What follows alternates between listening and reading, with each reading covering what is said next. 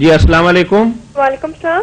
جی جی میرا سوال یہ ہے کہ یہ جو استخارہ کیا جاتا ہے کام کا کسی کا، تو اس کی کیا کوئی نشانی ملتی ہے کہ کیسے پتہ چلتا ہے اس کام کے متعلق؟ استخارہ کے حوالے سے میرا خیال ہے کہ 1 درجن سوالات ہمیں موصول ہوئے ہیں اور مولانا نے ہر دفعہ بڑی وضاحت کے ساتھ بتایا ہے کہ اس میں کوئی آپ کو بظاہر نشانی نظر نہیں آئی. تو پھر بھی آپ کے لیے مولانا جواب دے رہے ہیں. جی ہاں، وہ جیسے میرے بھائی طاہر صاحب نے بتایا نا، پچھلے جو ہے نا میرے جوابات وہ لینے چاہیے، اس سے پوری بات واضح ہوتی ہے. استخارے کے بارے میں میری بچی لوگوں نے یہ باتیں اپنی طرف سے گڑھ لی ہیں کہ پڑھ کر اس طرح سو اور کئی دن پڑھتے رہو پھر کوئی خواب آئے گا یا اشارہ ہوگا. ایسی کوئی بات نہیں. اللہ نے غیب کا دروازہ بند کر رکھا. کل کیا ہوگا یہ خبر کسی کو نہیں ملے گی، نہ اللہ دے گا.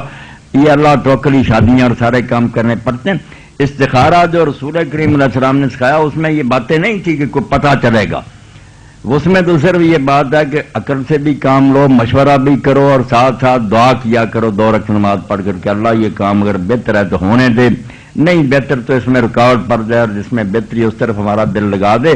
اتنی دل جو دعا ہے نا پوری عاجزی کے ساتھ خیر مانگنا کہ اچھی ہے تو ہو جائے، یہ بات نہیں اچھی تو دوسری طرف ہمارا رخ پھیر دے، اتنی ہے دعا جو رسول اللہ نے سکھائی ہے. اس کے ساتھ کوئی نہیں کہ رات کو پڑھو سو جاؤ خوابیں آئیں گی، پھر وہ خوابوں کی تعبیریں پوچھتے پھرتے ہیں، کوئی خوش ہو جاتے ہیں کوئی ڈر جاتے ہیں، اور کئی لوگ اس طرح کی خوابوں کی پیروی کر کے تباہ ہو گئے، بعد میں وہ روتے ہیں کہ یہ استخارہ تو خراب نہیں ہے. تو ایسی باتیں کوئی نہیں. اللہ کوئی نہیں بتاتا کہ کیا ہوگا کیا نہیں ہوگا.